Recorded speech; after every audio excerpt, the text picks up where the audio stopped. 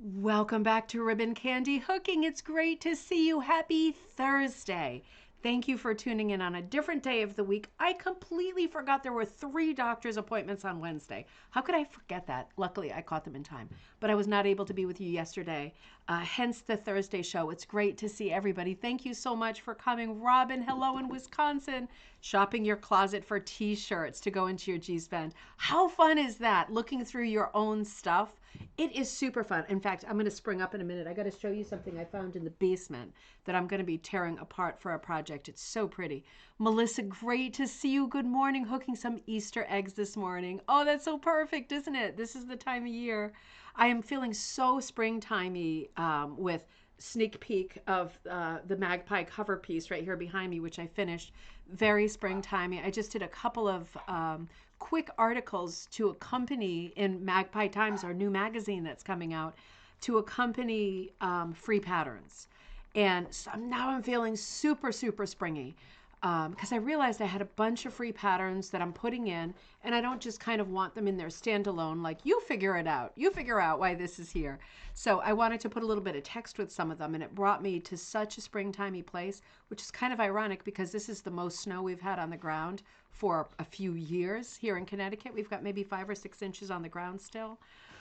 So confusion of seasons. It's very Maud Lewis in here with the confusion of seasons happening. So Barbara, great to see you. Barbara's also working on her G's Bend, and it is coming along so well.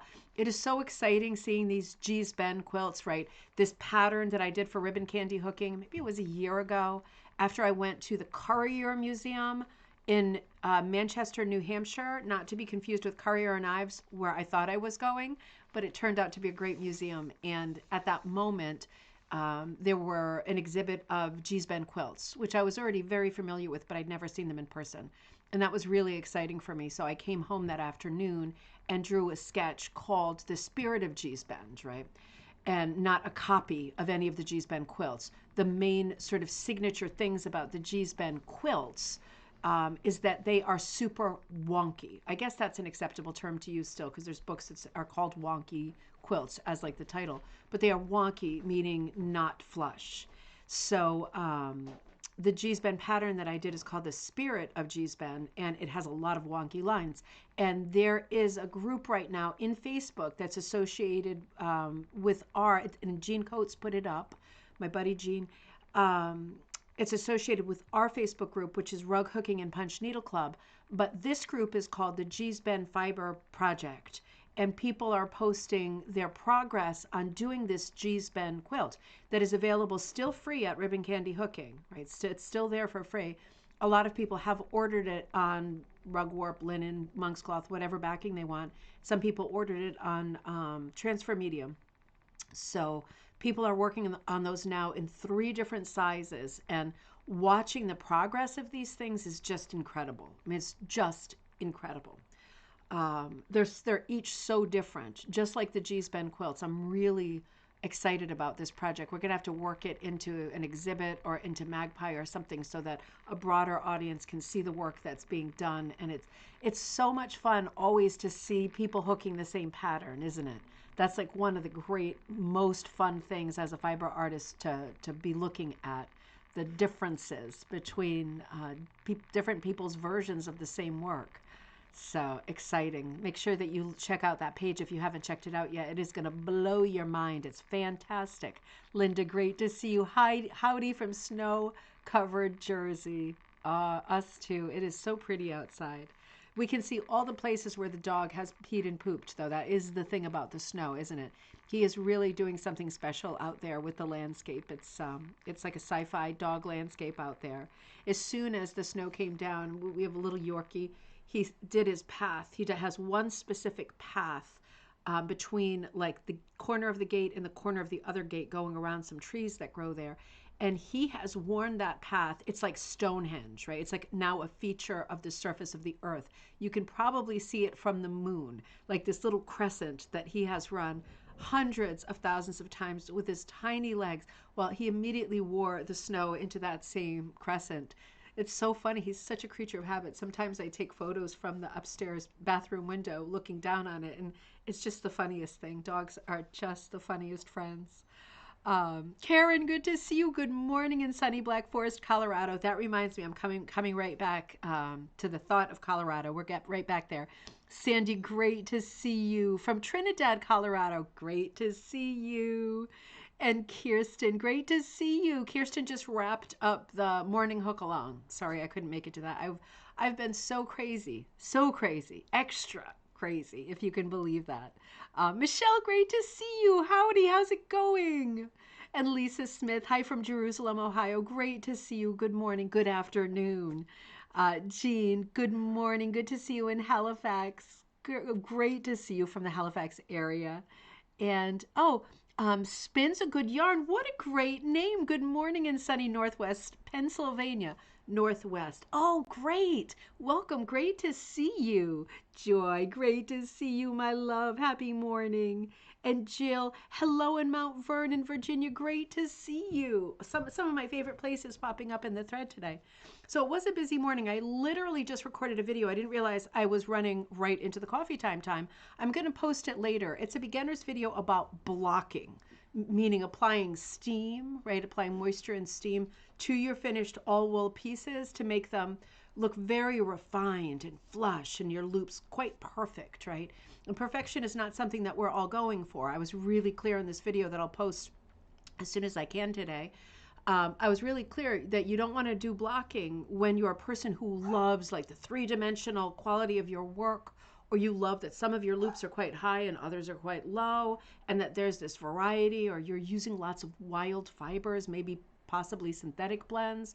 You don't always want to block, nor should you, right? You should only be blocking if you feel like your piece would benefit from having this very, very pressed, uniform look. Right, and that is normally not my druthers, but in this case, where is it? How could I be missing it? It's such a huge piece. You'll see it on the cover of Magpie next month, but this is a quite large piece, right? And I got this done in about, I'm bragging now, in about a week, right? It was maybe 8 days, and I hurt both of my hands doing it from hooking a number 8 that quickly, something that size. But it's not showing up really well on the monitor, but you'll see it in the magazine, and it is really lovely. I started blocking one corner of it because this piece, being the size it is and being so lumpy bumpy because of the size, right? Because it's dense, it's a primitive cut, all number 8s, it's on linen, it's lumpy bumpy a little bit, and it will benefit from being pressed / blocked, right, with heat, steam. So that video will be coming out a little bit later, and you can watch that if you have questions about, should I be blocking? Blocking isn't magic, right? It's not going to completely change the look of your finished piece. But if you're, for example, a beginner and you're quite technical and you feel that technically your piece isn't perfect and you wish it was a little tighter looking, a little more uniform looking, then it maybe would benefit from a good blocking. So something to think about, and there'll be a lot more information in this video. I keep saying it because the phone is right here where I had it going. I was working all morning on these free patterns for Magpie and realizing, that they need context, and I had to do a little bit of writing for some of them, but it's all coming together really quickly. We are right at the deadline for submitting stuff for the first issue of Magpie Times Historic Gardens theme. You are still welcome to submit a photograph of something for the gallery section.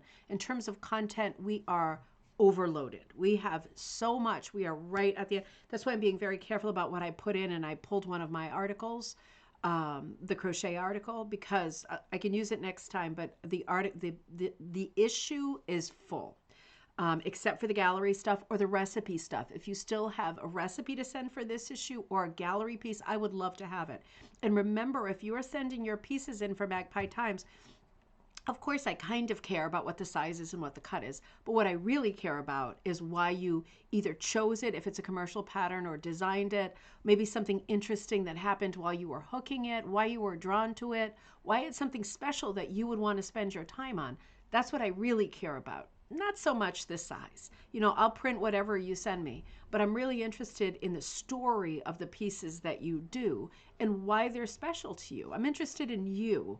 and the relationship between your peace and your life. That's the part that I'm interested in.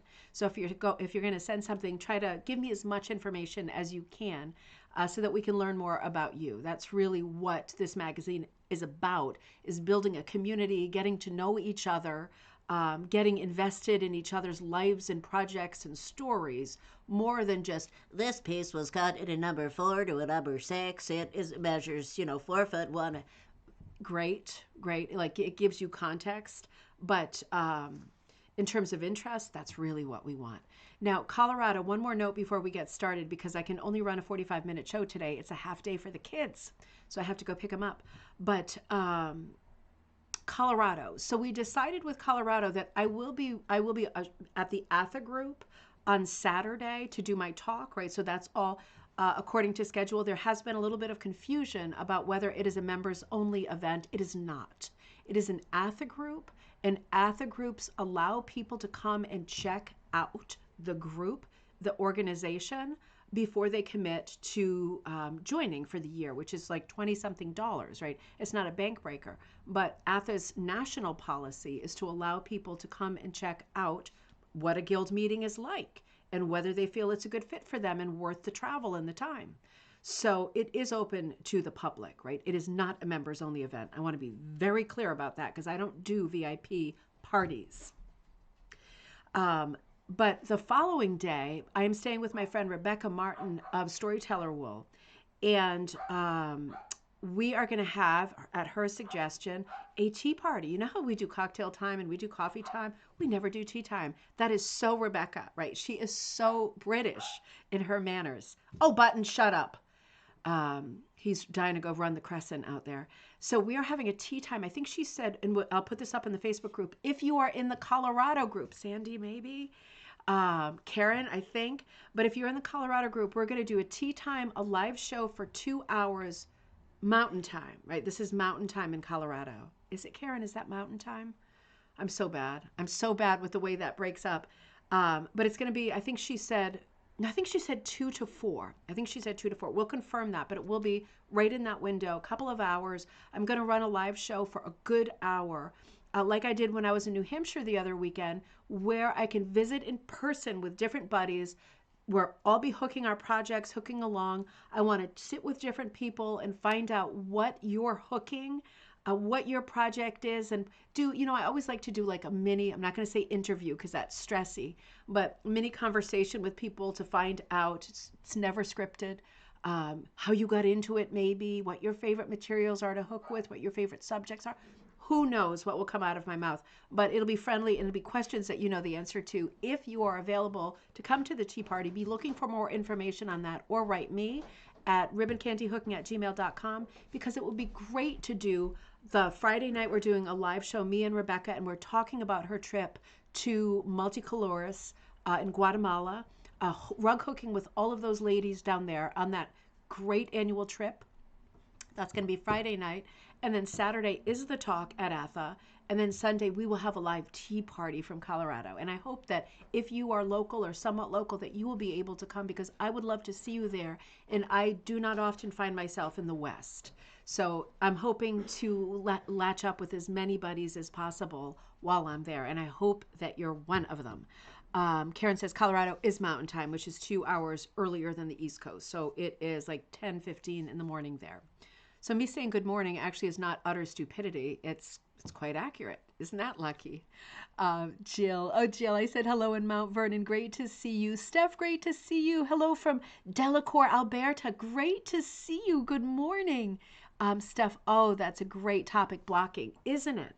It's always confusing to people, because particularly beginners always think, am I supposed to block? Did I not do something I'm supposed to do? And it's just not that kind of a thing, But this video will tell you all about it, and whether or not it makes sense to block your piece, whether it's worth the time, all of that stuff, right? All of those considerations. Mariah, great to see you. Good afternoon on Prince Edward Island in Canada. Cold and snowing. It's great to see you, though. I am looking forward to a trip to Nova Scotia in September. Just so you know, I will be there for the Tigger, TIGHR event, We'll talk about that later, but just so you all know, I will be there then, and I'll figure out what to plan and do around that time. So I'm looking forward to seeing some of my Canadian friends a little bit later in the year. Kirsten, you might also need to block if you are a packer. That's a great point, Kirsten. Packing, if you're a beginner, means that you hook really close together, too close together, right? It's a little bit dense. And when you pack, the consequence of packing your loops is that your piece can buckle a little bit, right? Like think about needlepoint too, how that works when you don't stitch, right? Kind of diagonally, you get that weird twist, right? The diagonal twist and it buckles. Same thing with rug hooking because it's still wool, right? Usually for needlepoint is much more common craft than rug making, but usually still Persian wool. And wool is wool, right? It will buckle if it's not perfectly executed. And yeah, definitely for packers, small pieces, large pieces will benefit from blocking if you feel that you've hooked your piece too dense and that you've done some packing. Some of us pack all of our lives. This is one of the most tightly packed pieces I've ever done because I can't stop myself. I can't stop myself. There, I am looking for ticks all the time in the dog, right? I'm like, there's no reason to do it, but it's bad, right? There has to be a YouTube video for gross people like me who are constantly looking for, it's like the pimple people, a little hole where I can add just one more loop. I mean, I'm so bad. Sometimes I just add one loop with one tail or just one loop with no tail because I see like a little hole and I'm like, I got to get it. It's going to drive me crazy. I got to get it. So yeah, welcome to the Club of Packers. There are worse things for sure, but certainly if you are a packer, your piece will benefit from being steamed, right? Help it mellow out and relax a little bit. So great point, Kirsten. Barbara says, I think packers need a support group. LOL, totally, Barbara. I take it to new levels. It's a thing. It is a thing. I'm telling you. Yeah, it's a thing. Without being gross, I'm like, it's like blackheads. Like it's anything like that really appeals to me. And rug hooking really appeals to me for that reason too, because I'm always looking for little problems. And yeah, packing is it's a disease. So you are in good company if you are, but definitely get the ironing out because you can offset that for sure with a little bit of blocking. Andrea, great to see you. Good evening in the UK. Forgot you were on. It's a weird day. I'm not surprised. Great to see you, Judy. Great to see you. That would be you, Kirsten. But I can't seem to break the habit. The thing about packers is it is hard to break the habit because you always default like water. We're like water, right? We default to the easiest route or the best known route, the carved out route. And if you have always been a packer from the beginning, it's very hard to stop. It's like if you're a knitter or crocheter and you crochet, for example, very tight or knit very tight, very hard to stop. As soon as your mind relaxes and your body just keeps doing robot style what it does, you fall back into the same routines. It's very hard to be constantly present and mindful when you're relaxing, working on your great piece, right? So it's a thing for all of us. It really is. And the flip side, right? The polar opposite of the packers are the people who hook quite higgledy-piggledy and quite loose and leave a lot of holidays, which are little gaps where you can see the backing. Now, for people who are not super technical, they hook fast, right? That's a great benefit in and of itself, and you get little bits of the backing showing, and those people are able to say that's okay, like I'm okay with that, like that's good enough. It's well, you can definitely see the picture, it's good enough. Okay, there's a little bit of backing showing, but I'm not going to take the time to put it back on the frame and fill it in. So there's nothing wrong with that either. That's just a different way, a different style of hooking. There is nothing wrong with packing or leaving holidays.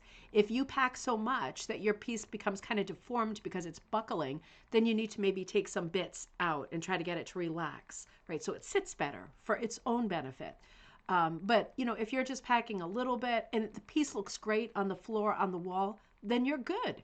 If you are a looser hooker, a higgledy-piggledy hooker, and you've got some little holidays here and there, that's part of your work. Pierre Sylvain is a huge holiday lever in his work. You can easily look at his work and see a million little holidays. He's a gallery artist. There's nothing wrong with that. That's his technique. It would be like a watercolor artist working really loosely and seeing some of the background. Nobody's going to say to that artist, you missed a spot, right? It doesn't work like that. We tend to be very technical and critical of each other as rug makers because there has been a culture of overtraining rug makers, right, to pull up loops for the last 100 years. So I'm going to leave that alone because sometimes I get myself in trouble with that conversation. But not everybody is cut out to have a teacher, and not everybody is cut out to be shown how to do something like pulling up a single stitch, right? It's a one stitch wonder rug making. So we all do it in whatever way we do it, and we're at peace with how we do it. If we're not at peace with how we do it, then we look at our technique because we want to, not because someone's telling us our work isn't perfect. And then you reconsider or try to, make little changes like loosen up your stitches or tighten up your stitches. It has to be if you want to. It can't be because you think that the way that you're working is wrong. It can't be for that reason. That's the wrong reason. You're not being true to yourself, right? If you style or style of teaching affect the way that you naturally work, right? That's not a thing. Don't let that be a thing. My name is Kirsten and I'm a packer. Totally. Here's the support group right here. Catherine, great to see you. Hello in Southern California. Anita, great to see you in London, Ontario. Snowy up there, I bet. Great to see you. And Kaz, great to see you. Good morning in Wisconsin. Great to see you, my love. And Goretti, oh, that's okay. Great to see you too. Hope things are good over there in Acton, Ontario, starting to snow. Oh, I bet. And Barbara says, teachers have totally given up on my packing and told me to just embrace it. I signed up for a prim folk art class to learn to not pack, hoping a wide cut will help me. Yeah, I mean, maybe it's not impossible. I mean, wide cut doesn't help me, right? This piece it's crazy how packed it is. But I'll show you a little corner of it. I don't want to show you the whole thing because I want it to be a surprise. But, when you hook in this small, small, it's anything but small. I did the whole background border in number 8. So that's quite wide. I just saw there's a little holiday somewhere in here. I'm going to have to find it. Maybe it's just the way I'm holding it. But this is a number 5 cut, the darker swirls. But everything else is a number 8 cut. So quite wide. And it is like, it's as stiff as a board because it's very, very dense. Not hideously packed, but you can see there's no holidays. There's no breathing room here. It's just not the way that I work. I'm so looking forward to showing you some of these pieces, but we'll have to wait just a little while longer until Magpie comes out. Make sure that you are already thinking about projects that you might submit for issue number 2 of Magpie, Midsummer Magic. How fun a theme is that? So be thinking about recipes, be thinking about pieces. Do you have a feature article that you want to write? Whether it's a long one, 2, 3 pages, or a short one, 1 page or half a page. Do you have something interesting, some great memory, some great tradition, project that you're working on, something that you want to put in there? Be thinking about that now because you have a good 3 months to get that to us. So I see some great colors peeking out of that piece. Oh, Judy, I have to say it's one of my favorite pieces I've ever done. And it's funny because my color palette for doing this piece, right, it's based on The Secret Garden, and it has a keyhole in the center with the character of Mary Lennox in the middle, right, the little girl in the book. And my color palette, my planning for this piece was based on the packs of Crazy 8s wool that I brought to New Hampshire. There were some that didn't sell, and I brought them home, and that became my palette because they were on the table. And I'm lazy, and I didn't get up and start ferreting for more colors. So I just got going with what was on the table, and man, it could not be like I could not be any more pleased with this piece. So it's like there is something to be said for being lazy. Right, that's its own support club. And sometimes when you are lazy, you create situations for yourself where you are picking from a very odd bunch of colors in terms of color planning because you're too lazy to get up and go, for example, upstairs to look for more.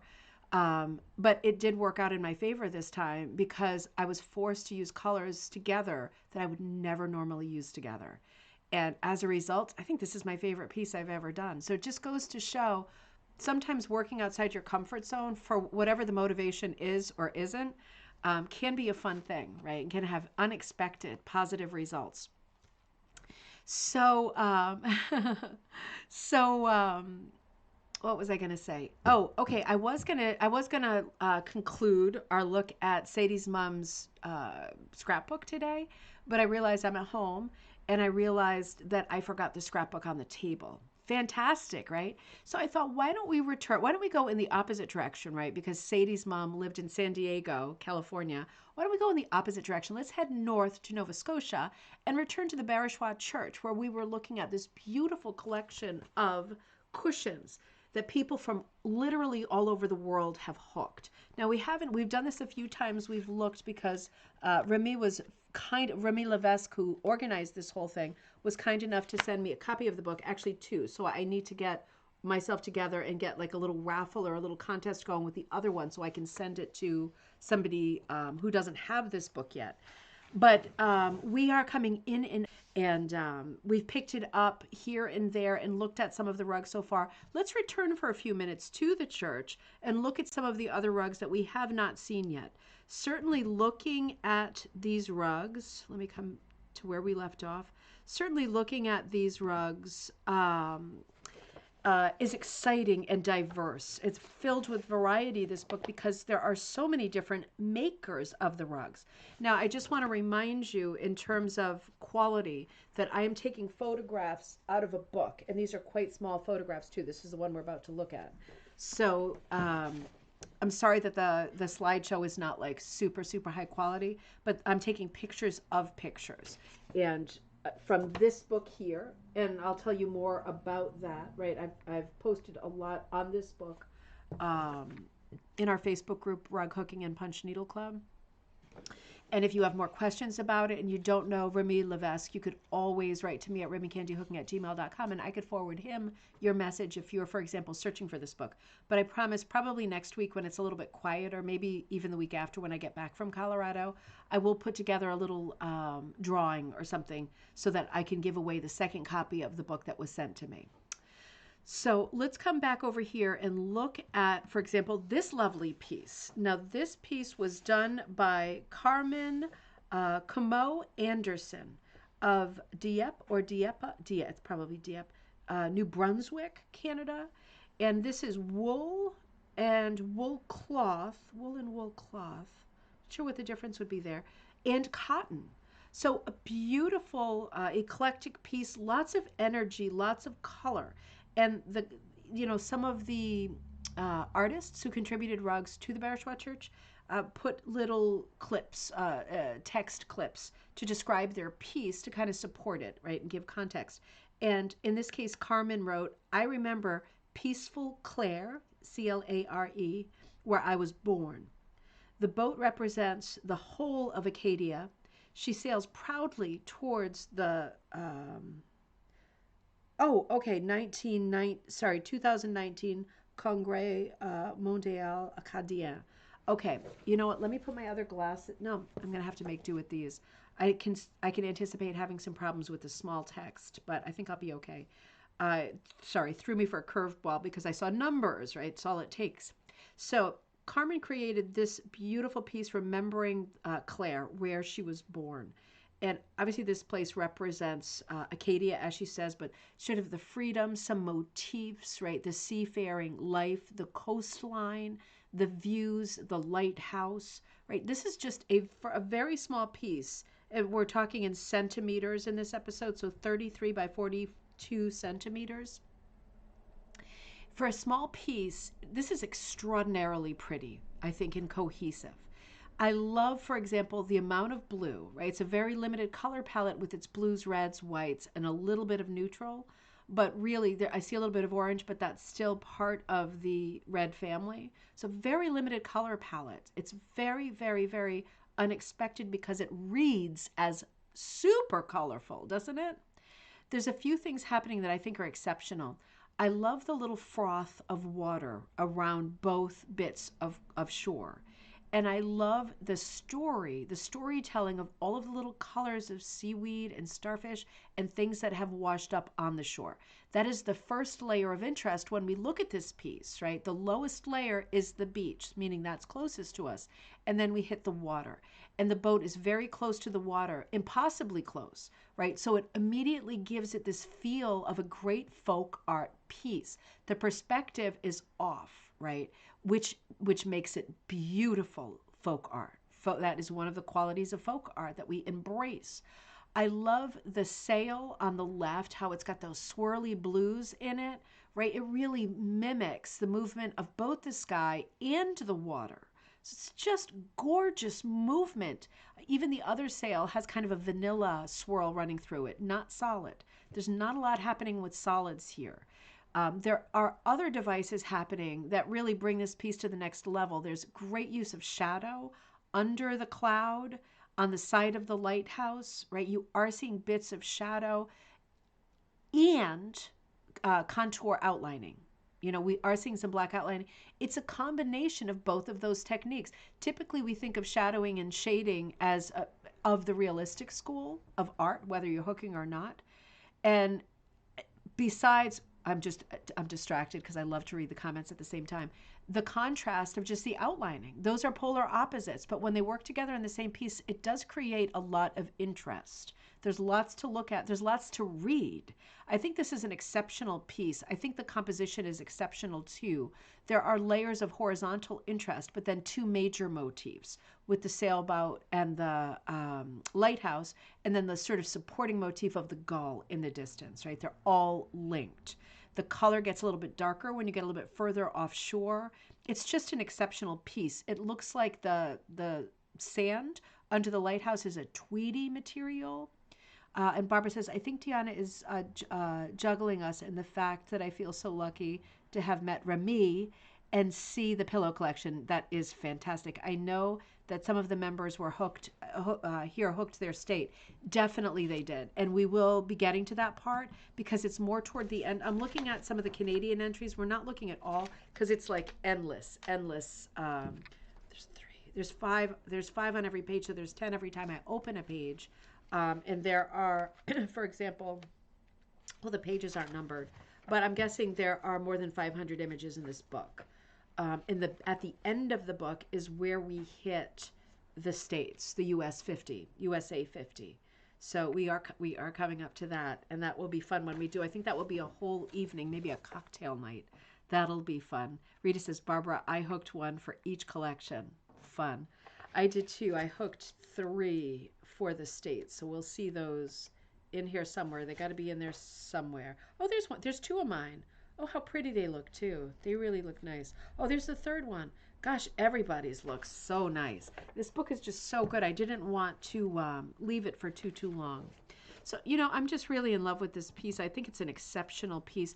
There's something about the way that the sailboat leans to the right and the lighthouse leans a little bit to the left. Composition-wise, that makes it unstable, but exciting. A little bit of tension, right? It's a very calm piece, right? In contrast, because of all of the blues and whites. It's a peaceful piece to look at, but neither of those things are absolutely straight, and I think that adds whimsy and style, a little bit of extra motion, right? Absolutely beautiful. Absolutely stunning. This is an interesting piece, too. Let me see who did this one. Hang on. Oh, there it is. Mary Plowman Jones of Charlottetown, Prince Edward Island. This piece in centimeters is 38 by 30, new and recycled wool. This is called Colorful Window View of a Fishing Village. Super, super, super pretty. Now, you know, I do notice, particularly with the Canadian pieces, and all of these are Canadian pieces, that the color aesthetic is very different than what we're used to in the US. It's way more colorful and free, generally speaking, way more colorful. And I think part of this is is what is evolving as the Canadian look. And certainly the iconic person at the head of the new Canadian look is Dion Fitzpatrick. She is incredible, stellar artist. I know you know who she is. She is the most famous rug hooker, without a doubt. Her style has become truly iconic and uniquely Canadian because we are always looking at outline shapes, a real mishmash of pure primary colors, and lots of them, right? And this look is fast becoming really the Canadian look, the look of Canadian rug hooking, with 1,000,010 exceptions, obviously. There's always lots of exceptions. But in general, the Canadian look is quite specific. And I can say for me, the origin is like Dion Fitzpatrick and her incredible and vast body of work. So when I see colors like this, I think this has got to be a Canadian piece. It has that backbone to it. That is not saying that people copy Dion Fitzpatrick. That's not what I'm saying. What I'm saying is, as a country, there is a baseline, right? There is a look, and it really is this colorful look. With cottages, I think part of it is the color, part of it is the composition, and a big part of it is the subject, because we are often looking at coastline villages with cute, colorful cottages that actually are there, water views, low, brushy island views like Maud Lewis, like this piece. It is a specific look. It is very cheerful and very Canadian. Melissa logs on, says, "Oh, how lovely! Houses in the Maritimes tend to be beautiful, especially by the water." Yeah, and Melissa is Canadian, and from what I've heard people saying as they travel through these areas, I've heard a lot of Americans say that they were surprised that these houses are quite colorful. It's not artistic license; they are indeed quite colorful. And Rita says, I also made one for the Canadian Connection, not just the Canadians made them. Oh, interesting, Rita. I didn't realize that. I was thinking it was all Canadians. Interesting. I think you're one of the outliers. Go figure, right? You're not a renegade at all. Because almost every one I'm looking at, it says Canada, Canada, Canada, Canada. Sooner or later, I'm going to come to one that doesn't say Canada, and I think that's going to be you. But you might be the only one, Rita. I have to say. And that's perfect, right? That suits you perfectly, because you are one of a kind, my love, in the best possible way. Yeah, these are all Canada, Canada, Canada. No, I'm wrong. Dana, there's one coming up, not quite yet. Dana Sinas, Psoinas. That's a tough one. That's got to be a Greek name. Sinas. We'll come to that later, but there's one. Yeah, you're right. There's one there from Dana. Here's another one, Deborah Savini, East Marish, New York. Yeah, you're right, Rita. There's a few. There's a few in here. Janelle Cluche of Mazan, Illinois. Yeah, there's a few. There's a few. All right, interesting. So I'm always giving the name of the person who hooked it, right, and where they're from, so we know as we go. And Barbara says, group projects are so rewarding. They give you your own little spot in rug cooking history. It's true. There's a lot, and this is why I love the projects that we do in our Facebook group. This is why I love this group. This is why I love Magpie, because in my mind, everything that I touch, I want to be a group project, right? That's why I'm not into like exclusive whatever meetings or presentations or whatever, because I'm not into exclusive. I'm into inclusive. So I love that we work on projects together. And yeah, you get that you're a great and legit spot in rug cooking history, but it's also just so nice to be a part of something bigger, right? It's just a nice mindset to be working on something within the context of like a larger group, right? Because you're connected. You're connected to other people. And while this can be a very solitary craft, and for a lot of people it is, and they like it that way, it is fun to draw as many people together for as many group projects as possible, right? It gives us something in common too, and is just extra fun. This is one of those great projects. So Mary Plowman Jones, she wrote Colorful Window View of a Fishing Village. Charlottetown, Prince Edward Island, really, really beautiful. Great composition, amazing colors, layers of interest here. This is without a doubt an X composition. Sometimes we talk about the letters of the alphabet in terms of composition because that's one way of studying, a very black and white way of studying, art, history, and composition is by thinking about what letters appear in the composition of a project, right? An X or a T is a very strong one, and that's exactly what we've got right here. You always want to be very, very careful with overlying shapes like this. The reason I say that is my son Teddy was working on a door for some holiday at the school. And he said to me, this is a secondhand story, but he said to me, I think it was the teacher who did it. His teacher is so adorable. his teacher, Tim, drew something on the door that was a scene, and it had a snowman out the window, and he drew an X like this over the top of it, right, just like this, superimposed, and then he put a circle because he's not an artist. He's the first one to say it, but you can imagine with the addition of the circle, it looked like a sniper was about to hit the snowman. So you just want to be careful with your shapes. Standalone and X like this, I think, is great. I might have been tempted to put it just a little more off center, but this whole thing with the door art and the sniper is quite fresh in my mind, which, it was a funny joke in the end. But do be careful with geometric shapes transposed onto a landscape backing, right? This, I think, is very successful, but you have to step back and think about translation and connotation and other things. This is working great. It's very clearly a window. And color wise, it's a window, right? We know that it is. And the color of the window, I think, helps a lot too. That golden color is really popping all of the bright colors behind it, the view of the fishing village. It is truly a lovely piece. Let's look at one more before I need to jet. And Andrea said of that one, it looks similar to the poppies on the edge of town. It might be. It might be a Dion Fitzpatrick kit. I think you're saying Dion Fitzpatrick because the stupid heart is over your comment, Andrea. Did hers have the window in it as well? I'm wondering. So let's look at this piece, and then I've got to go pick the kids up. So this is a great take on obviously a Maud Lewis piece. Her Fluffy cats. All of her cats were named Fluffy. So when you see a Maud Lewis cat, it's Fluffy. This one happens to be Fluffy, Fluffy, and Fluffy. So 3 of her cats, her classic, iconic cats, done by Christina LeBlanc of Haute Aubergine, maybe Aubergine. It's not so much the French, but my lack of focus with these stupid glasses on, I'm sorry. New Brunswick, Canada.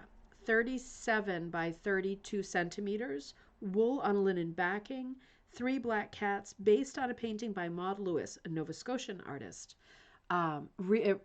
Exactly. Now, there's more than one painting that looks like this. We don't know how many Fluffy paintings there are. It's a lot. It's a lotsy lot. Because, right, she would sometimes do 5 paintings in one day, and they were very often cats, right? So we don't know how many Fluffy cat paintings are out there. This is one of her most common compositions.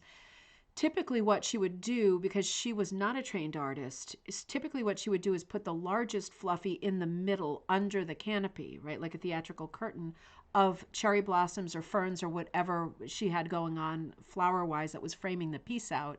She would typically put the largest cat in the middle and then the smaller cats on the side, because while she was not a trained artist, she had a good sense of space and composition. So this is done. She did this too, but she did this a lot less often, right? One large Fluffy and then kind of like the other 2 little minions next to it. She did this less often. So this is a more unusual composition. But with the tulip flowers sprouting from behind them, that classic, and the 2 layers of sky and grass, and then the canopy, right? In this case, it looks like flowering leaves or maybe blooms, flowering blooms. There was always confusion of seasons, like I said at the beginning of the episode, with Maud, right? Color-wise, she used maritime paint that her husband scrounged at the docks, right, at the marina. And for that reason, she didn't always have the colors she wanted, and she would often go to colors that didn't fit the composition because it's what she had.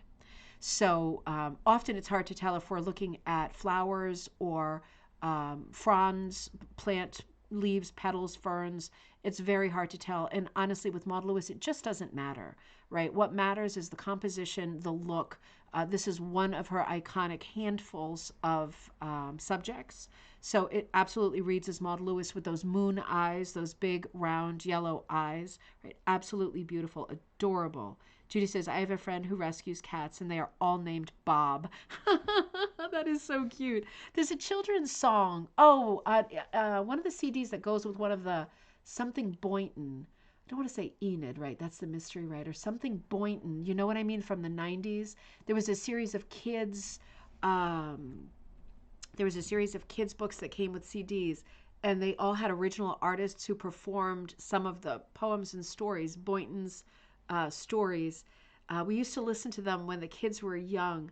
And for example, like the Bacon brothers, like Kevin Bacon, they have songs on like all of they're excellent songs. They're all original songs, but on one of those records is a song, and the narrator of the song, the singer, talks about how everything, all of the animals that he has, and he has a huge menagerie, are all called Bob.